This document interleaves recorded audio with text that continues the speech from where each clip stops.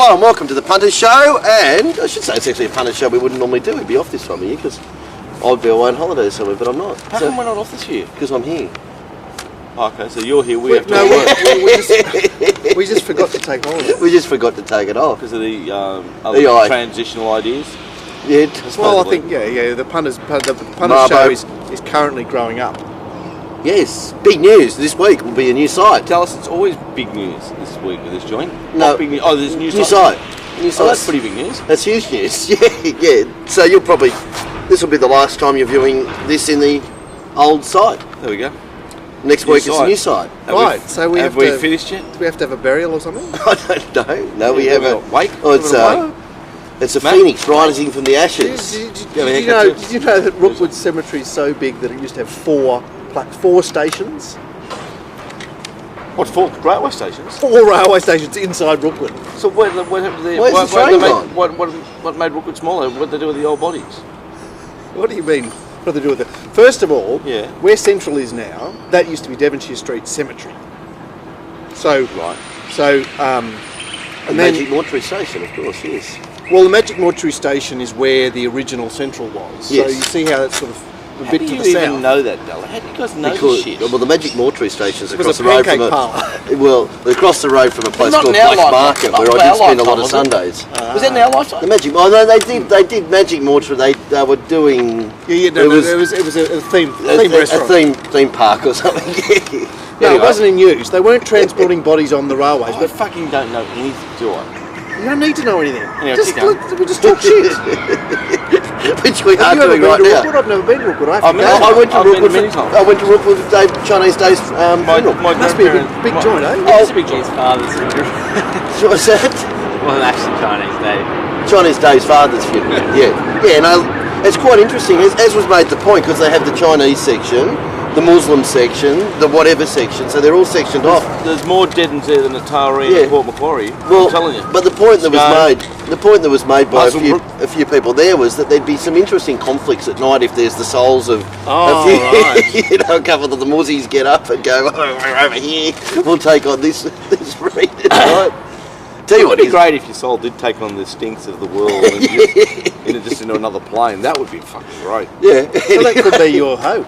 Yeah, it'd be like in a couple of years when you go off. And I'm thinking about bringing 55 to 54 boys. Oh, yeah, really? Yeah. Are you thinking when you go, and talking about Rookwood, the big vaults? Do you guys all think I'm joking? The big, no, I'm just really struggling. Yeah, the big vaults. You ever thought of being buried into a vault? A chamber? Yeah, like a big marble configuration. Sarcophagus or a... Don't say the word sarcophagus. This show is sponsored by Encyclopedia Britannica. Anyway, what about the fucking wagons? Okay, I'm going to segue in here because... Segue? What does that mean? because this is the best start to a Punters show ever. Because I felt like ending it all after the last at Rosehill on Saturday. That was the beigest. That was the beigest finish.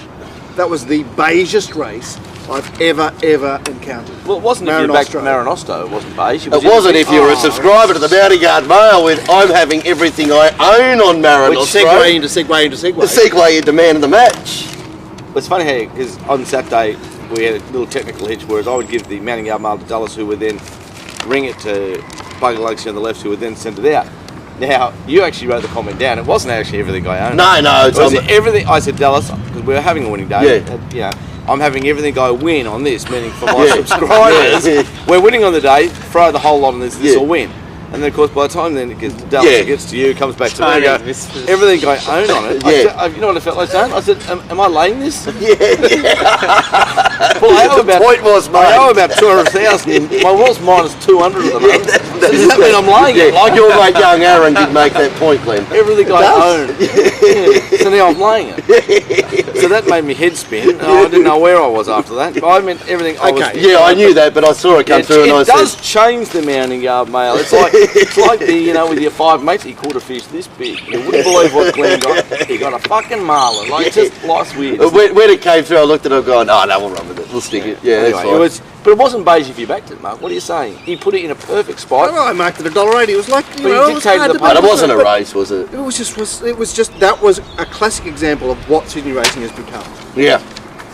trotting? Yeah, yes, yeah.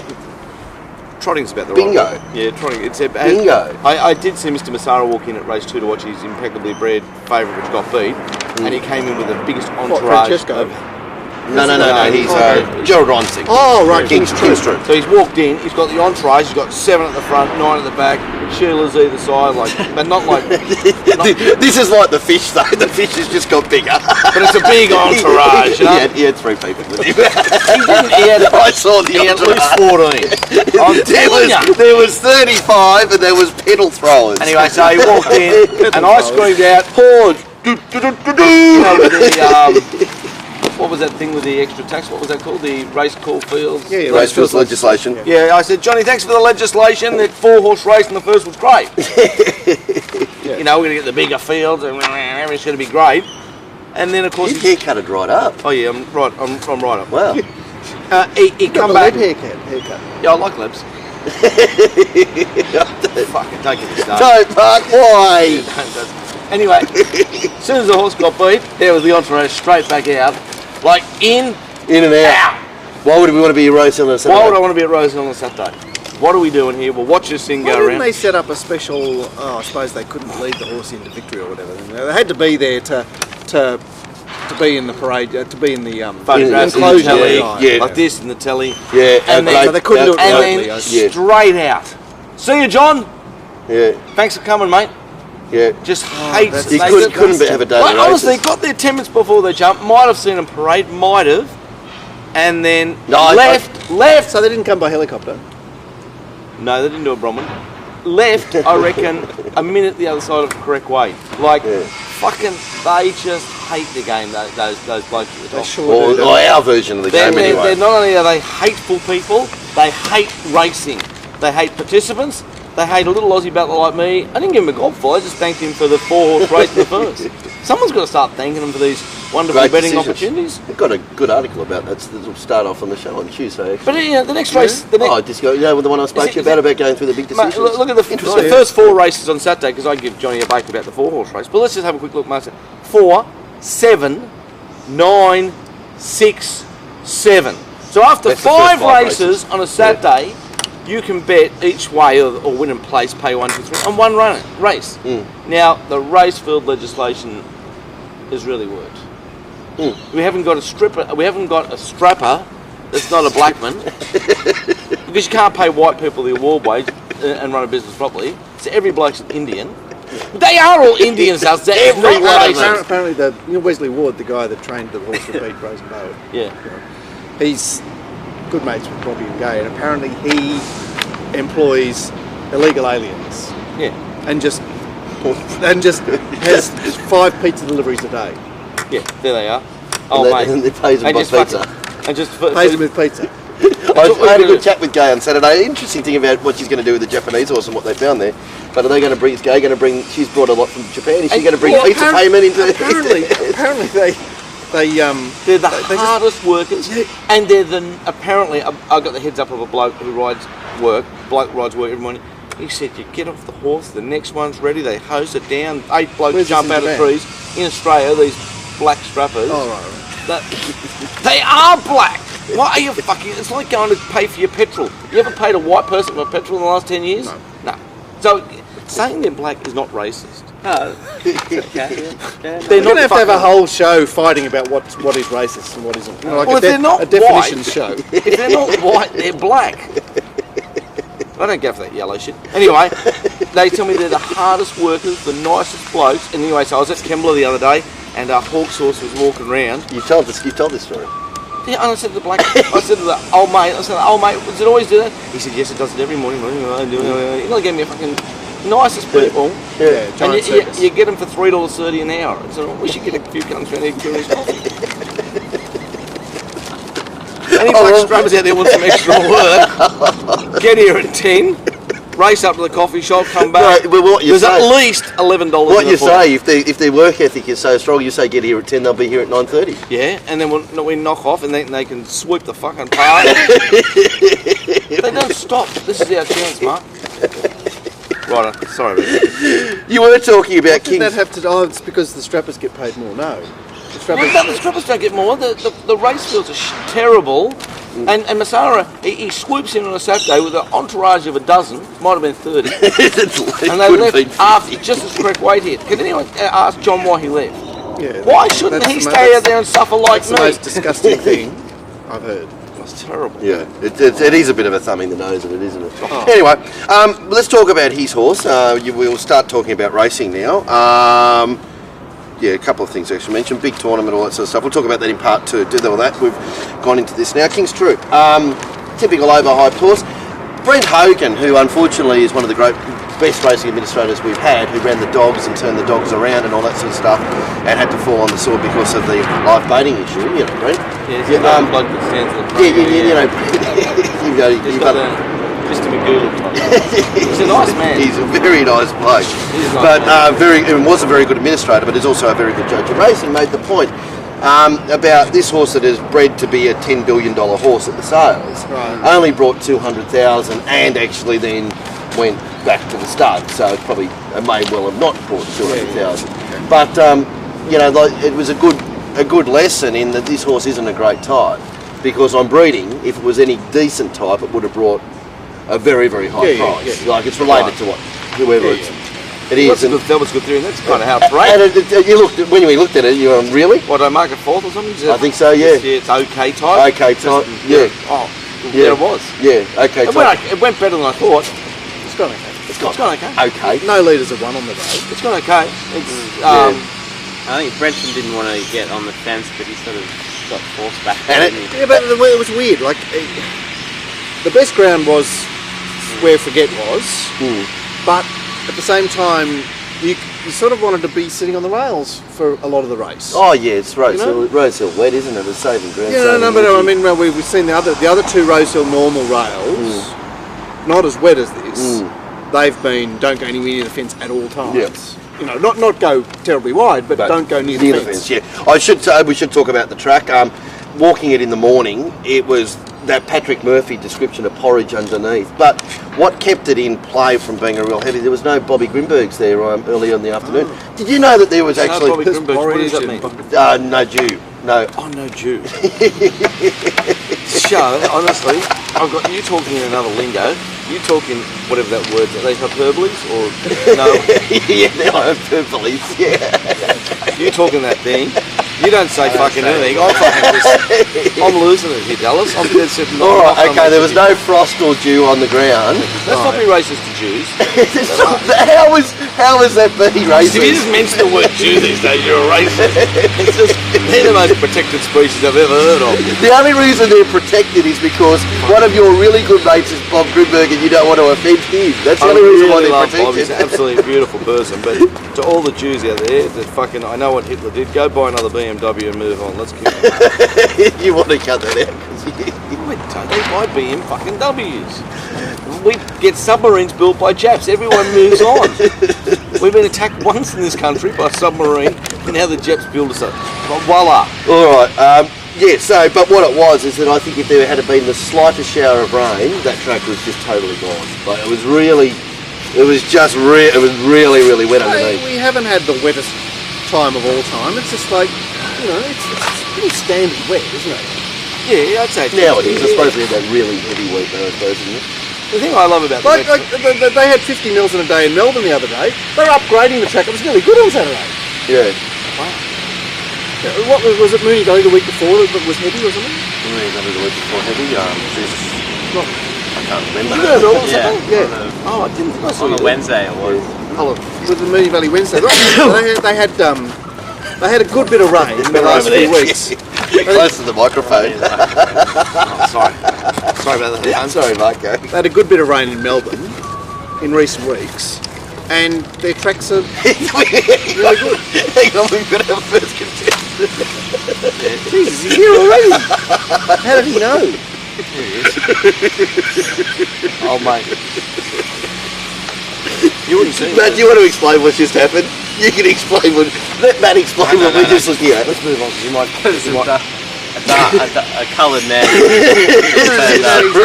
ready to work. And he's got his high-vis on too.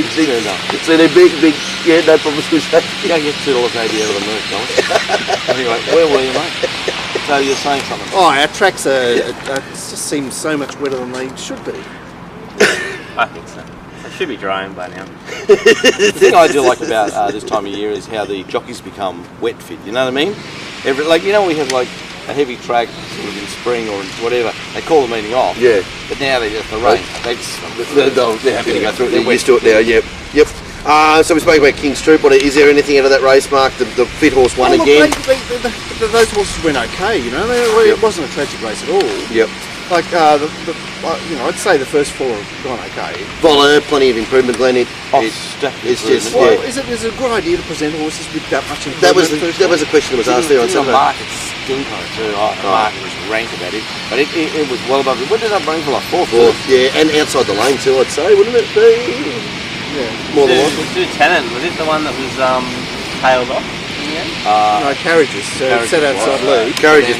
Lieutenant was second last. And can we send out a search party for any Kev Moses if he's out there? The horses, the stable. What's going on here? They don't even. It's substance out, isn't it? Wow. Is it?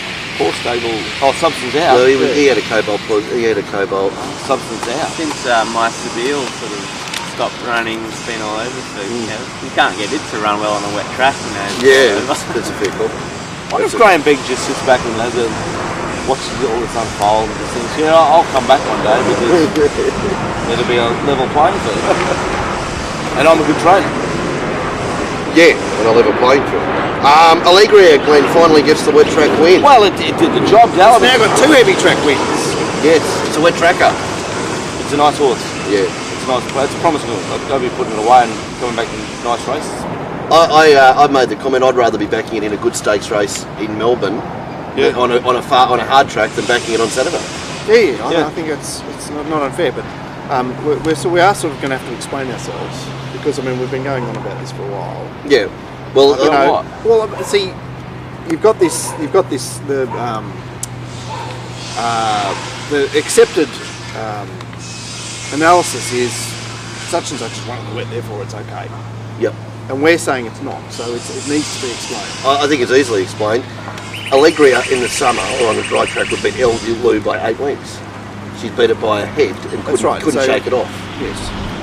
I'd agree with that, Colin. Yeah. I'd say it's got 6 lengths on it. Yeah, so what wet tracks do is they retard horses. They retard form. Well, but they retard them in the sense that they slow them down. Yeah. Some more than others. That's why we talk about ability in the wet, because it's basically that horse is less retarded in the wet than the next horse. And what you're actually saying is that Allegria is hugely retarded on wet tracks. Absolutely. I think it comes back to all the things we say about track bias and all that. Nothing is an absolute. It's but we're always trying to create absolutes. That's what systems are about. It's like, here's a means of doing something that you don't have to think about. Yeah, but you always have to think. You think it'd be lovely just to say you're not in the race and bang. I'm saying Allegria. Black and white. Allegria, to me, is a young Catkins. There you go. That's a big statement. Yeah. Oh, there you go. That's a big statement. That's a spicy thing to say for the 20th of June. July? Yeah. It's a young Catkins. And I think it's going to see just really furnishing. It mightn't get a Group 1 win, but I think it'll be a Group 2. It'll be definitely a listed win type horse. And like Catkins. Yeah. But Catkins was phenomenally, consistent. I suppose Allegria will race 10 more times when they goes on there. I think we're going to probably see an era coming up that we're going to see a lot of fillies and mares more prevalent in group racing. Yeah. Because all the boys, the boys just go. And also last night I was at the pub last night, as usual, and they had an ad up for a new up-and-coming sire, a champion 3-year-old. And I'm going, who the hell is this? Once you start seeing sires that are champion 3-year-olds and the sidestep. What? Oh, yeah. No. He won the Royal Sovereign, didn't he? You start to think, there must be a lot of sires out there. Where's this all going to end? He's a lovely horse sidestep, and I'm sure he might make a very nice side. I forgot about it. Can you tweet out for people to say, can you relive some of Sidestep's great moments? Let's dedicate part 3 to Sidestep's great moments. He did win on the championship, the first ever championship, didn't he? On the first, he won the Royal Sovereign Stakes. I think so. He's a champion. Because there was 2 Godolphins, or they were Darleys then, were they? They used to race Sidestep and Old Mate was tied to each other. In the in the Golden Roses? Was that them down the outside together? Yeah, might have been. No. Yeah. All right, what about 20 years ago when we used to have like four bloody sires? Yeah. Danehill. Bletchingley, Biscay. It was Bletchingley's dad. So you go, oh yeah, this is one of them. And now these days you get Wally from Northern Scones. Oh, it's just unbelievable. It's just different. Anyway, so we're there on Allegria. Shiraz Fucking dog. is... So look, I have to say Shiraz was the performance of the day. I know he had nothing to beat. But wasn't Shiraz Marinostro? Yeah. Wasn't it just as bland just as a better level. You said Marinostro was as bland. Yeah, I know. But didn't Shiraz sit in the same spot and do the same job? Right, but what Marinostro has done zero. Yeah. Has done zero. Zero. Shiraz has sat in the same position and done something. Yeah. But the horse, but it's slightly better race. It's got like 11 and a half lengths improvement there. Who's that? Countryman. What it was quite surprising to see the market push for it, wasn't it? Because I think it was Sean Kings. Everybody had a go at Countryman, and it definitely paraded like most of the Gaze horses have been parading at the moment. In that race, not all that forward first they up. kind of all paraded a bit kleiner, and good old Mount Nebo there. It was on the fair at 7.20 at Solis Rock, and then all of a sudden it was $13, and they're second last. Like the old fair. Like all right, so can we talk about the fair in relation to Berry Delicious? Because Berry Delicious went for a Berry fair bath. Yeah, I saw that. Yeah. I think it was just more to a racing position. Everyone knew it was going to be last. Wasn't sure about the tempo. Looks a nice horse. It's a line chaser. It's a genuine race. Yeah, but I mean, also could be one too many, all that sort of shit. Trainers saying, oh, yeah, I think I've got one more in it. 270, 350. 350, and then never going to lose. Yeah. Even when it was last, it was trucking. God, it's an annoying game. I hate this game now, Dallas. Well, what can someone tell me? Like the horse that I missed on Saturday, the horse that I completely missed was Amazon. What was the Amazon story? What do you mean? What did you miss? Did you give it none? I marked it 60 to 1. Okay. Yeah. Okay. So were you wrong? Yeah, I was horribly wrong because it started 550. Yeah, but when it run? Fifth. Did it ever look like? Yeah, field of what? 6? Yeah. Yeah. So were you Got saying money. you were saying you were wrong? It was strongly found. Yeah. I'm just wondering what the case was. I couldn't for have possibly have had it. No, I didn't see it at Canterbury, obviously, Glenn, between times. But first up, looked at it and go, shit, I thought you had a chance here, but you weren't. It's probably improved half a length. Still looks shit, doesn't it? Got that whole stable. Yeah. Does anyone recall what's happened to all their horses? Oh, Richard the First is going okay. Yeah, it's Beige. Jeez, yeah, horse to follow, Richard the First. Where we go with it? I call him Dickie first. Yeah, I don't know. What days it was. Look, I think the interesting aspect of the track was the one that Dallas alluded to on Friday. He said, this track is going to be wet enough for rugged cross. Well done, Bill. I think you finally found it its last 45 starts. Dallas said to me, "Are you going to put rugged cross on the top?" I said, "No, I'm not going to put top day." And Dallas went, "You beauty, he's going to win then." That's what I like. I'm with you today if you like rugged cross. It was a classic situation of there's rugged cross and there's you'll never. There's rare rugged cross and there's you'll never. And that, for me, that race was the defining, this is how wet the track is. Yep. There's rugged cross and there's you'll never. Yeah, and probably even throw Houseman into that boot camp as well. But the thing about Houseman was he cheated. He cheated last start. Yeah. Houseman had no hope on Saturday. Yeah. Not hard to argue that. Yeah. Right? And I looked at him and said, you cannot be in the market because And you still marked him 7th? he cheated last start and he was going to have to race outside lead on Saturday. Yeah, he was always going to be there. Yep. Like, he was like outside 2 blue. It's a Good night. It's an easy game, isn't it? Well, at times. Glenn Munsey on the radio on the way in did mention about horses that start big odds and win their previous start and then start short odds the next time. Their record isn't exactly fantastic, is it? I guess. And if there's any of those black strappers out there that want to earn $6.60 an hour and get an air gun and go down to the Wallace stables and shoot You'll Never, I'll double your wages because I just can't take it anymore. No, I can't take You'll Never. No, at least he did. 2 recent races. Yeah, I know, Mark. I know That's the problem. It's just like he great sporting. Oh, mate,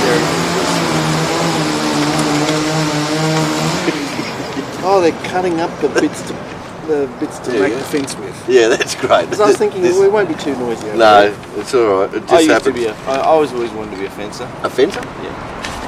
Is that as in at the stable. All right, can we resume our... All right, we finished. No. I want to talk about the Bayesians of the day when a horse like Radical Impact and start 9-2 on us. Yeah, that was interesting.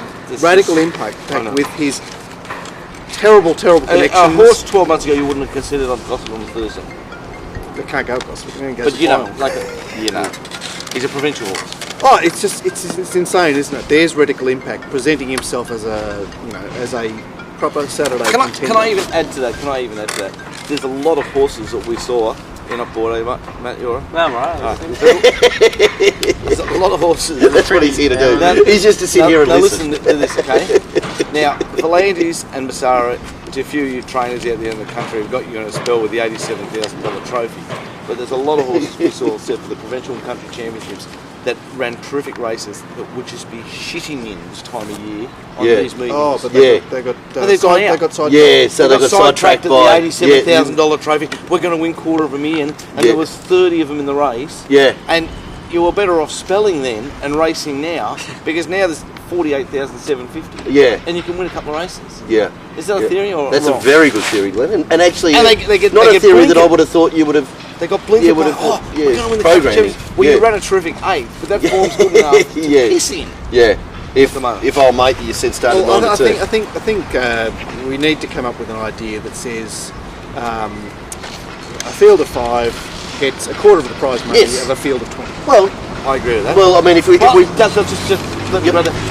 Radical Impact would have been 50s in the provincial championship. It's not. He ran in the provincial championship. Well, did he run the provincial championships? He probably didn't didn't make the final. But he ran in a few of them. But if he got in the race, it would have been 50s. Probably. Now he's going around at 92. Yeah. I'm not saying he's this horse yet, but I'm just saying there's a stack of those horses that would piss in some of these races. Yeah. And where are they? They're on the spelling page. They're doing waiting for next year's provincial champions to get their hands on the Louis Vuitton $80,000 with it cost $6,000 to make and it's worth $87,500. And if you took it to the op shop, some old mate Jill will give you $2,500 for it. Fucking old mate. Well, no, I don't think you'd even get $2,500 because who's going to buy it? It's going to be saleable. Get them might turn. Maybe you could pull the diamonds on there. Fucking court carrot or some fucking bit of varnish. Like, honestly, talking about that race, Dances of Heroes, Glenn, he looked good enough to win. He didn't do the job. Good enough to win on a heavy, in hindsight now, good enough to win on a winter heavy track though. Mate, you know. Harry Hindsight. Yeah. And also Betfair wasn't. It was suggesting that. They missed a Waller Betfair man, whoever he is. Good man. Scratch me lucky, Glenn. You only bet up the place for the national debt. That was all. I had like 5th pick in that race, Dal, and I did think it had a good chance on form, and I had a good place betting it and watched me start 9.5 lengths on a 4. Probably should have run a hole. I don't know. I took it at my line. Gun on rugged cross. Well, it's gun. Well, the key to gun is we look for horses that drive through the line. Gun drives through the line. Yeah, really does. Very good point. He drives through the line, Gun. Any owners out there, put the gun on and give yourself a chance to win some money. Segway, Matt.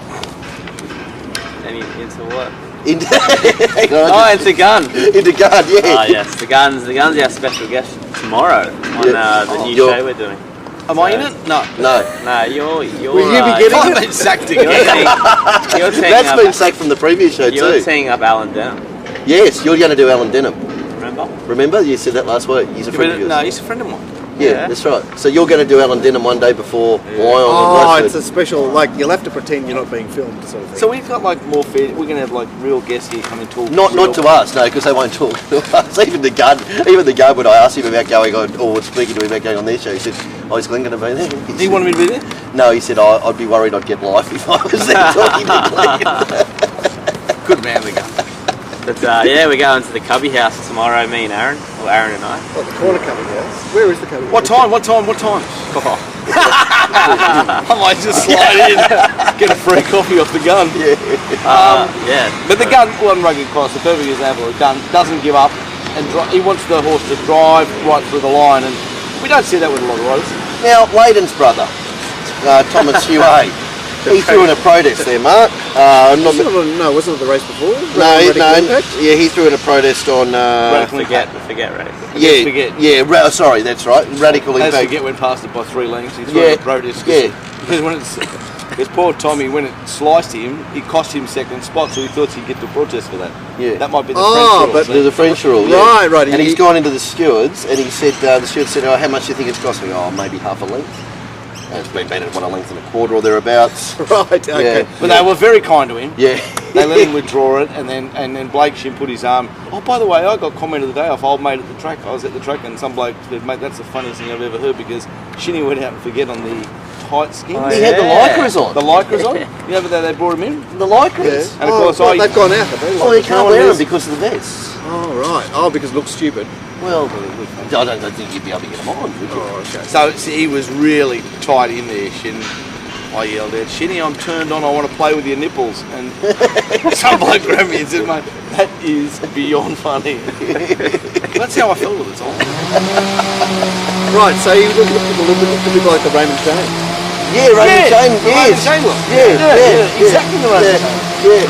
Ray Murray wasn't particularly thrilled in the protest hearing, because I was at home watching the video. Yes.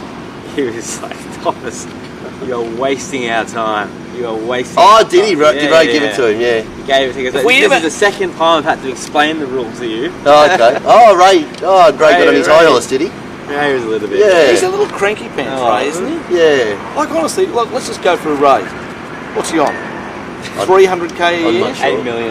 So he lives at Coogee. I heard 400. He's a very religious man too, which is a nice. Is he? It's a very nice way to be. I mean, it makes people really happy, Dallas. They content people. If you want to be. I'm unreligious and I can't sleep 1 minute. So Yeah.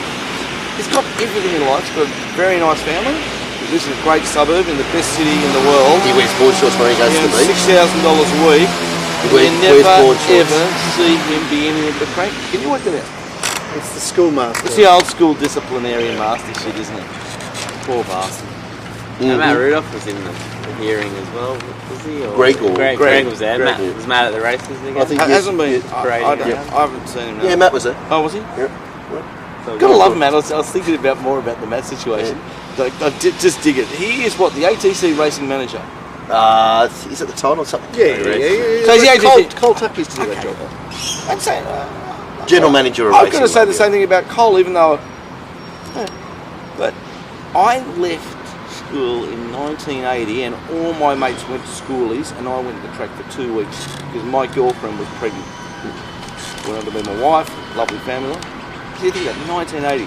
It's 2015, and in 35 years, I've been going to 4, 5, and 6 race meetings a week for 35 years, and I would have had 1 or 2 holidays. Yeah. Like, honestly, I mean, I am beyond sick and diseased, and neither Matt Rudolph or Cole Tuck or anyone who's an ATC racing manager has ever approached me and said, oh, g'day Glenn, I'm shitbags, nice to meet you. So it's like you own a restaurant and you've got some sick fucker who eats dinner there 6 nights a week for 35 years, you manage the restaurant, and you go, your old mate's over there, and you've never said fucking boo to him. And I'm not an unapproachable person. It's a bit odd, isn't it?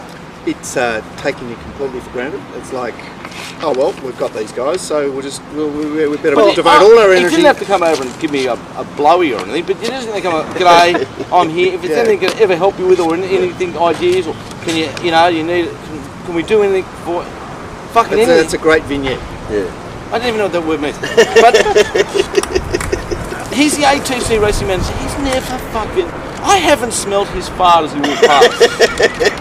Do you like doing that with people in But I'm just saying, it is an odd situation. Put your head around it. There's old mate over there. An odd situation when we come over and he farted in your face. That's just totally symptomatic of the fact that 18, and now he's not far off a pension, old age, which I need. And he's had oysters every night at this restaurant, and had the same. And fucking who is he? Yeah. I made the point a long time ago, Glenn, that I'd say that. The only reason I even choose who Matt Rudolph was is I thought a bloke once. I thought he does look like Greg Rudolph. Yeah. a bit. But you're the ATC racing manager. You get 250. So I'm not saying they might be just hate me, but that's all right. I know everyone. No, the analogy is this, Glenn. But they don't know any customer base. No. They ignore all the customers in the restaurant, but they're buddying up to the kitchen hands, the delivery guys, and any ancillary service people that are helping them run the restaurant in some way. Yeah. Or if old mate rings up and says, "Look, my kids got to have their wedding thing afterwards when we have it at that restaurant. They buddy up to them because that's the big party. Yeah. But get old mate with the oysters over there. Who comes in day in, day out. Shittier table. Yeah. It's funny, isn't it? Yeah. It's funny. It's funny. And then we got poor old Cranky Pants Ray on 300k. Actually, super. It'd be 40. Whatever it is, he couldn't spend it. I fucking gotta go.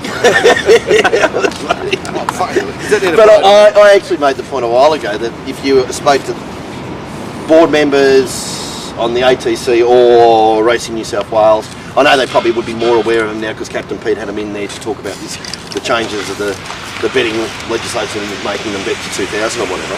But how many real core officials would be able to name the biggest punters in Sydney? Which there are, you know. I mean, you're one of them, obviously. But and I was once the biggest. And now I'm like 10th or something. Oh, but you're still. But I'm still a player. Yeah. But how many of them would be able to name Kingsley, Sean, Fletch and all that? Jack and Bobbingham, Bob Hawke spoke to me. Mr. Tommy Smith, Gay's father, went out of his way to tell me, kid, you got plenty of idea, and have a chat to me. These people got so sick of seeing me at the races, like all the trainers, all the jockeys, but like Tommy Smith, Hollywood George, Ray Hopkins, and all these people wanted to talk to me, just being a kid at the time, like embracing you through, bringing you through. They would have said, "Oh, yeah, that's that kid over there. He's 22. Can you believe he's got 3 kids? He's on the punt." Oh, I'll say hello to that kid. But not one person in racing management. Bar Fletcher, Brian Fletcher's always going out of his way to talk to me. Yeah, exactly. And not one other person. And I'm not saying I'm important. I need to be spoken to, but it's just a funny gig to get to then not have to participate. Wow. Like it's being a fucking car mechanic, but no cunt can bring a car in. Don't want to get your hands dirty. You could have been a car mechanic. Huh? So what happened to the Fletch for Chief? Well, that like died a quick death. Didn't well, like most things like that. Like Joe for PM. I think the people like Peter Volandis and that are very good at keeping their own position. And I think as soon as that came up, didn't they announce another 15-year contract extension on Pete or something? Extension. But they battened down the hatches. Yeah, they piled up the sandbags. Yeah, exactly right. So there needs to be more of a flashpoint, I suppose. But let's hope it does happen at some stage. We've spoken about that. Soviet Courage won again. Leighton got lost on the main contender. No, I know that was only 4-horse field. That's the slowest race I've ever seen. Yeah. Well, it was terrible to watch, wasn't it? And what about the fact that ever since that 2-horse race in 1970 or 69 or whatever it is, race callers think that they have to come up with all this extra information every time there's a small field. It's like they can't call the race anymore. They've got to put on a performance. We made the point there. I think it was Nick Asher who ran the race. Watched the race with, and we're just watching him amble down the back. And you've got the big screen in the middle with the sponsors' wings. And he said, "Do they have to pay more for this race than they do in the 1100 metre race because they're going to be there?" Like, I think it was Coholt something or other, Industries, and we thought, we thought they must have had to pay double for what it was because they were just. Yeah, the only thing is, how many people would have been watching? How many people were watching? When I was watching the race, I was thinking of one thing. I was thinking, she must have the biggest itchies and scratchies that this horse is lame in 4 legs, vintage years, not to have put it in the grade. Because it must have been lame in all legs, not to have been in that race. And she probably dead. What's its called name again? Fraser. And, she would have been watching race going. Like there's Spaceman lobbing in the second spot and getting 18,000 or whatever. Yeah, it's a beauty, isn't it? Absolute beauty. Well, Bindi and her partner keep every dollar of prize money. Yeah. She would have been watching the race just sick. Anyway, on the subject of D. Flindell, I did like the turn of phrase when Footy Fan came around the turn and he said, "Footy Fan has got a front row seat here." Wow. Did he say that really? Wow. That'll make me sick. Is he our leading contender for this week's new thing? No, Darren definitely doesn't. Oh, could you stick up for this, guys? Like you went for the gear years ago and there was a little male indiscretion somewhere. Me and Stephen Fletcher are on Darren Flindell's side.